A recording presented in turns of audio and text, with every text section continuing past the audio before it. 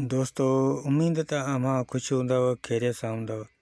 अॼु तव्हां ॾिसो पिया सिंधी झनकार ऐं तव्हांजे लाइ मुख़्तियार शीदी जो एल्बम आहे 26हों। एल्बम जो टाइटल जेको आहे उहो आहे ज़िंदगी।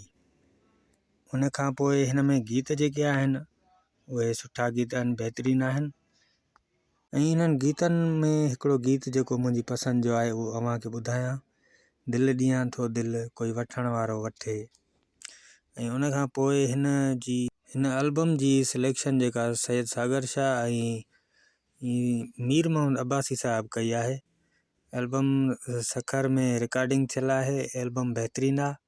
ऐं उनखे हिकु ज़रूरी ॻाल्हि ॿुधायूं त हीअ रिलीज़ इंफॉर्मेशन वीडियो आहिनि ऐं हिन वीडियोनि में असां कोई बि गीत शामिलु नथा कयूं। हिन वीडियो में अव्हांखे इहो ॿुधाईंदासीं त हिन एल्बम में कहिड़ा कहिड़ा गीत आहिनि, कहिड़नि शाइरनि जा गीत आहिनि, कहिड़ो भलो गीत आहे। ऐं हीउ कमु असां इन करे कयो आहे त जीअं दोस्तनि खे थोरी ख़बर हुजे त फलाणो एल्बम आहे, इन में कहिड़ा कहिड़ा गीत आहिनि। सो कुझु दोस्तनि जा वरी कमेंट्स आहिनि, उहे कमेंट्स शो कयूं। उन खां बाद अॻिते तव्हांखे गीत वीत ॿुधायूं था। हिन में पहिरियों कमेंट्स जेको कयो आहे वही दफ़ा लिखियो आहे, चोथों नंबर सॉन्ग मुंहिंजी पसंदि जो आहे। ऐं वही दफ़ा लिखियो आहे ग़ुलाम हुसैन उमराणी माना रखियो वञे। ठीकु आहे भाउ वही त। उन खां बाद जेको शाबान सोलंकी भाउ लिखियो आहे VIP एल्बम 25हों। वही दफ़ा लिखियो आहे वेरी नाइस पिक्चर। ॿियो दोस्त आहे नओं जमील अहमद, नओं दोस्त आहे, उन लिखियो आहे त जलाल जोगी या ओल्ड एल्बम। ठीकु आहे भाउ, वॾी महिरबानी, तव्हां कमेंट्स कयो। तव्हांखे इनशाला निराश न कंदासीं, तव्हांजी शइ रखंदासीं।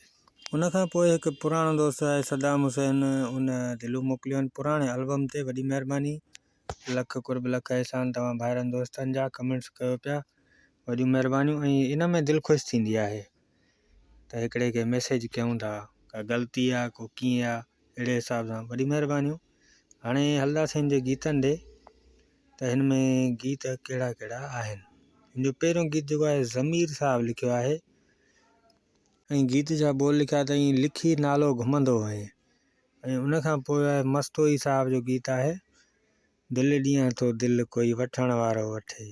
ज़बरदस्त गीत आहे, बहितरीनु आहे। उन खां पोइ आहे सागर शाह साहब जी शाइरी आहे। गीत जा बोल लिखिया अथई रखी कंध कुल्हे ते सुम्हंदो हुअईं रखी कंध कुल्हे ते। ज़बरदस्त गीत आहे बि। उन खां पोइ ॿियो गीत आहे, उन खां पोइ आहे मंज़ूर खोसो साहब जी शाइरी आहे। गीत जा बोल लिखिया अथई सोने रंग जा वार। उन खां पोइ हबीबुल्लाह खोसो साहब जी शाइरी आहे जिते हुजो सुखिया हुजो असांजी आ दुआ। ही मशहूरु गीत आहे। उन खां पोइ आहे मुकीम सोलंकी साहब जो गीत आहे इश्क वारा चरिया माण्हू।